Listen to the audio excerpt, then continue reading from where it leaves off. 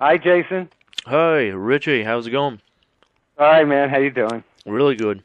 Really good. Good, good. So Cool. you're up in Nova Scotia, right? I'm Atlantic, Nova Scotian time. Wow, that's so cool. I've never been up that far. I'd love to get up there sometime. So, Richie Fontana, how's life treating you these days? What you been up to? Pretty good, Jason. Well, I'm writing songs still. I write my songs, I demo them, and these days, my performing days are pretty much behind me. So what I do now is I just write, demo my material, and pitch it to other artists, producers, whatever, projects, TV shows, whatever I can try and get my hooks into. The last thing I did, last song I got placed was not one of my solo songs. It was a song I co-wrote quite a long time ago when I was in a group called Scat Brothers. And I co-wrote this novelty song that we recorded back then called Walk the Night. And it's one of those songs that it has legs, because they contacted me, the people that put out the Grand Theft Auto video game. So I got that song in there a couple of years ago. So, that's what I do now. Do the publishing thing, That's awesome. Grand Theft Auto, ain't that like the biggest game ever produced? Yeah, it's like the biggest of all time from what I hear, yeah. I think it is too. You should be making some good royalties out of that stuff. Well, actually, no, because that was a licensing thing, so it's Okay. a one-time pay. That's how they do that, Well, hopefully you got well paid then. Yeah, it was worthwhile. It was worthwhile. Things like that. That's what that's what I'm about these days, So basically you go in your own studio and you write your own songs, and then just pitch them out. Yep, yep. So how many hours you spend in a week, to write these songs? Oh, it's never any particular amount of time, It's whenever it strikes me. I'm either just dabbling a little bit, or if an idea is strong enough, then I'll go with it for a while, It's I really don't have any set schedule about it, I just do it when I feel like it, because there's no pressure. And nowadays, especially because I'm not, trying to go after my own record deal or anything like that, I'm free to write anything I want. Like I have little inklings to sometimes write a little country type song. I don't have to worry about it because it's not for me, So it opened up a lot for me, So whenever it strikes me, I do it, And basically, when you're going to be doing a new album, like your last one was Steady on the Steel, 2002. Uh-huh. Yeah, I know. It was a while ago.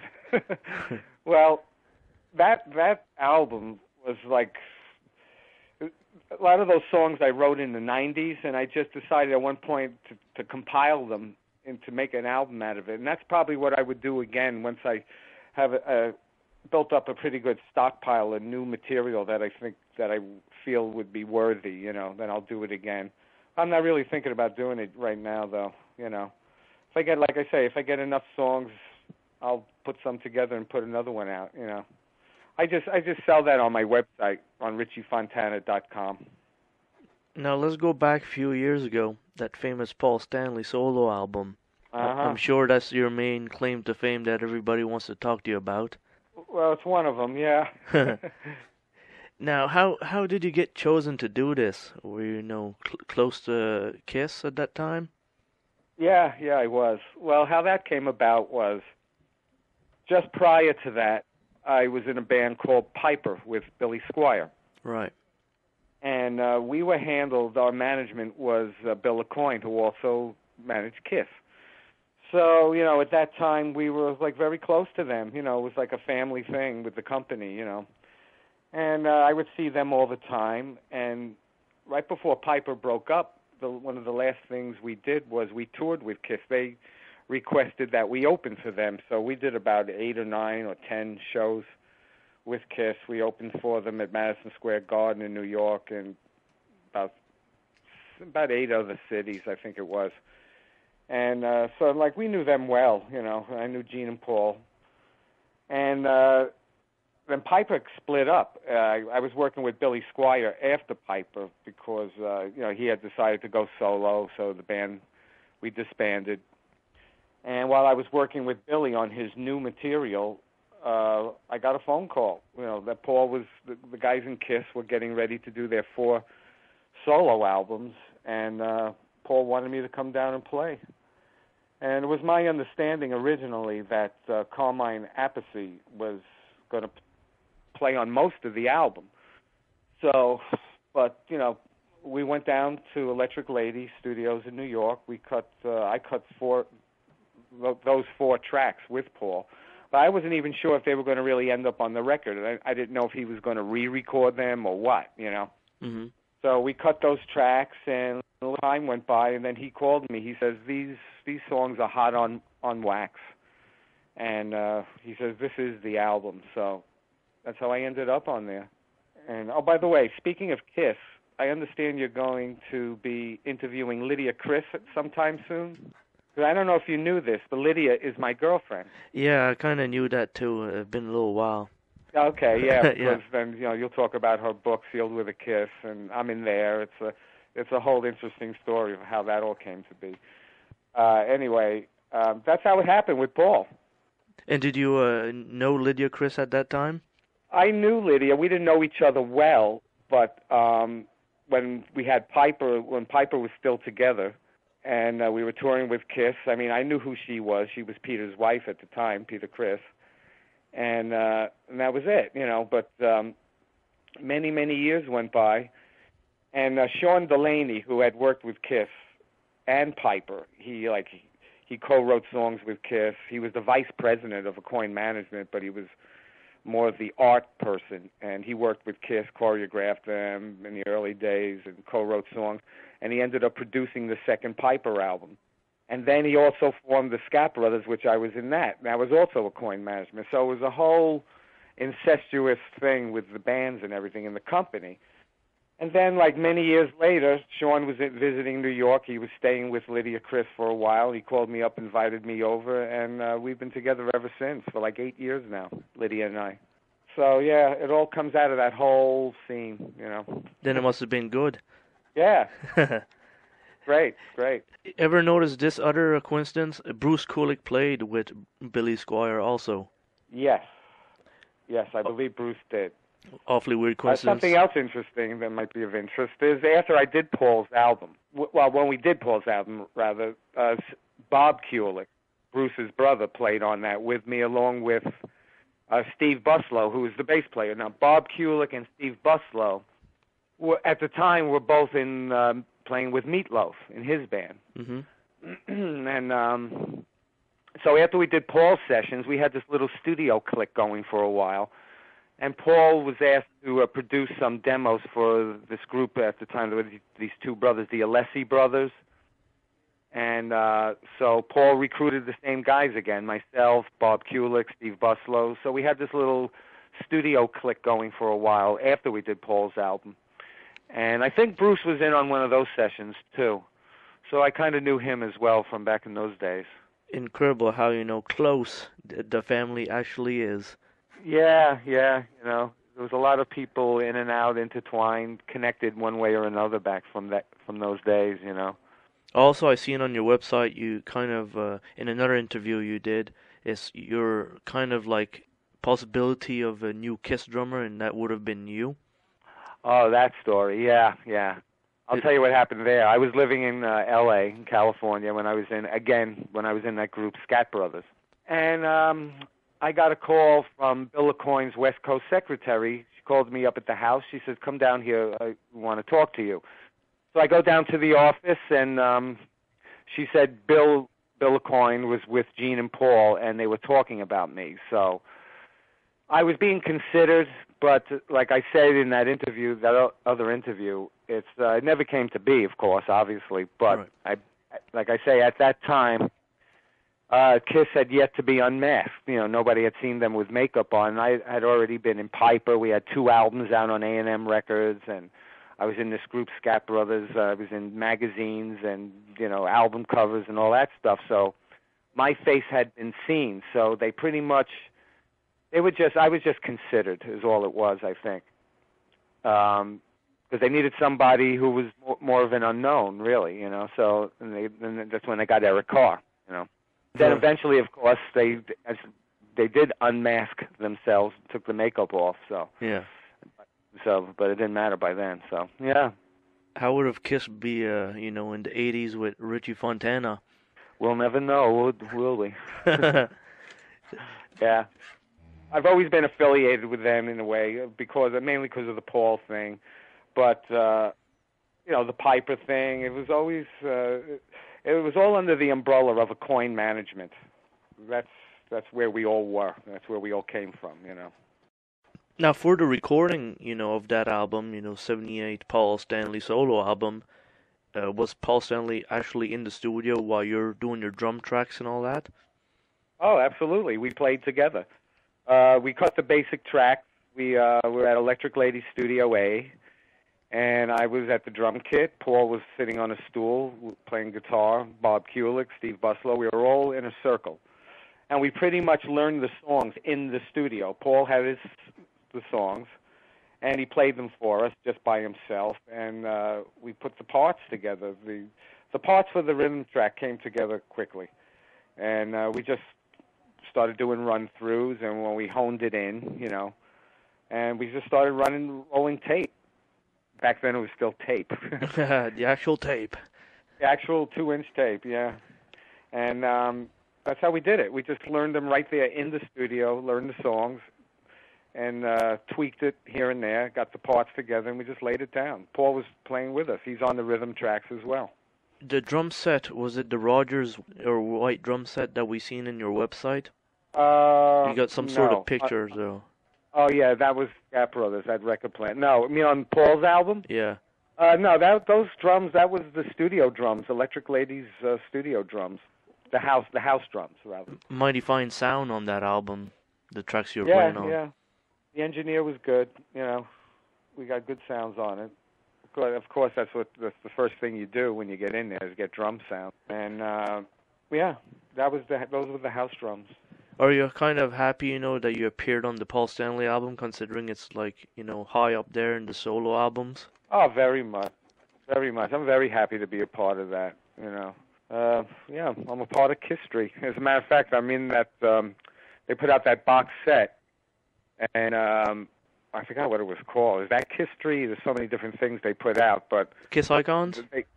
What is it? Kiss Icons? It might be that one. It was a big box set with a bunch of CDs in there. Oh, gotcha, yeah. Yeah, and they, besides all the Kiss material, they chose certain songs from the 4 solo albums, and one of the ones I played on always gets picked that they include. So I'm very happy to be a part of all that. Absolutely. Did you ever, see if there's unreleased material from those recordings, never released? Or is it, all laid down, and that's all you get? I think that was everything, At least on the East Coast sessions. Then Paul recorded side 2, which on the CD, I guess, would be the last 4 songs. Those songs were recorded in L.A. with a whole different session players. And... but I doubt if they even recorded any more than was issued. Okay. I think that was it, yeah. Your lifestyle at home, how is it going these days? You're relaxing on the internet and doing all this stuff, keeping busy? Oh, yeah, like a lot of people do, I get lost on the internet myself doing things. Checking out my MySpace, I have some tunes on there, and, that's mainly pitching my material. I do it that way a lot, now. Did you ever, touch into YouTube and all that stuff yet? I'm not on YouTube, no.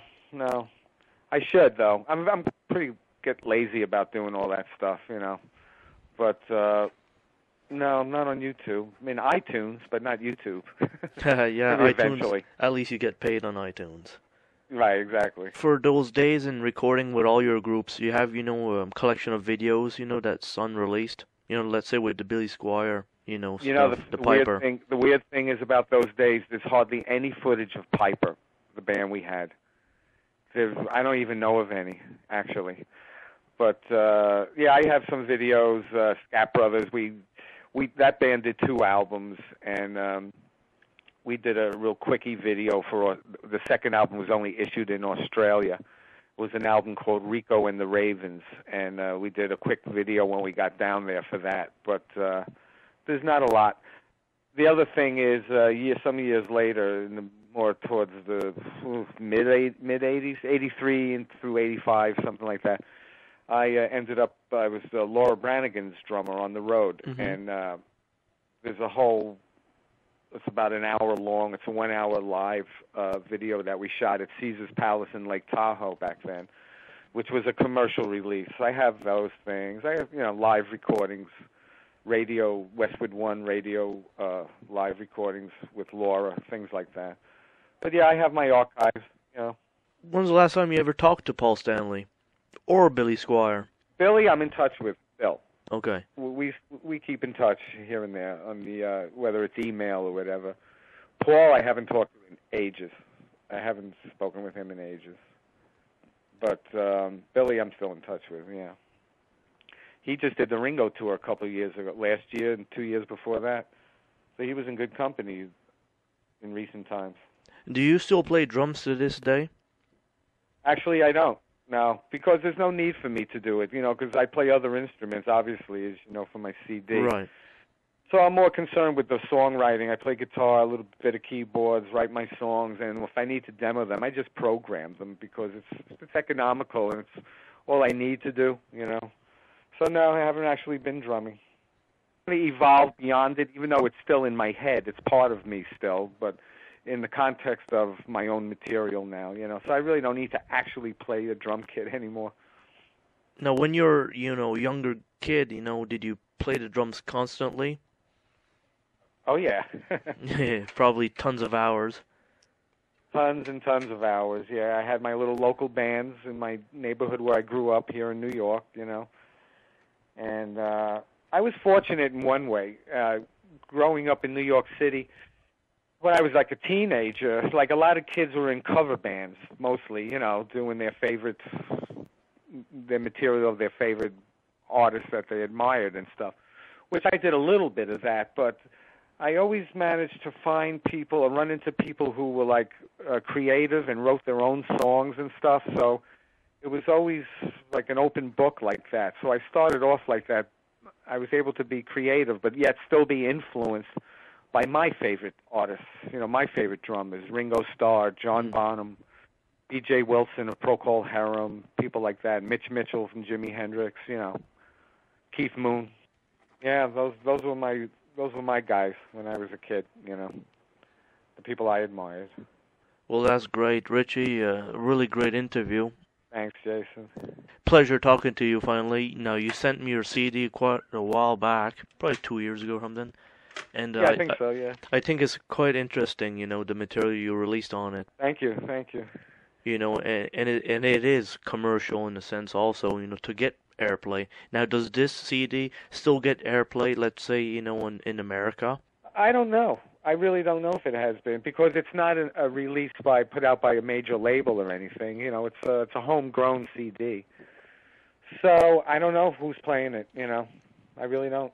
Kiss Expos, do you ever participate them in your career? I have, yeah, but not as myself as one of the guests. I've gone along with Lydia Criss. She does them, and I've done a couple of them.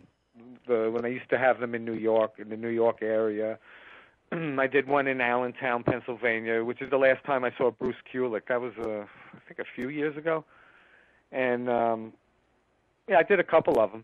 Well, they're kind of fun because because of the Kiss connection, and some, people from that era show up that I hadn't seen in a long time. So I've done a couple. Does Lydia still sell some books and all that at these conventions? Oh, absolutely, yeah. Yeah, she's doing one in Philadelphia later in 2 weeks from now, I think. Yeah. Oh, Lydia will tell you. We talk about it. I mean, believe it or not, I think they're bigger now than they ever were, and they were big for a long, long time. I mean, Gene helps that a lot. You know how commercially friendly he is with everything that he does. But it's amazing. It's fantastic. That they're as big as ever, really. Well, Richie, thank you very much for the time. Oh, Jason, thanks. It was a pleasure, and thanks for having me on. Yeah, you'll be speaking with us soon. Okay, Jason. All right, Richie. Thank you very man. much again, and you have a good night. You too, man. Rock on. Thanks a lot. You're welcome. Bye-bye. All right, bye-bye now.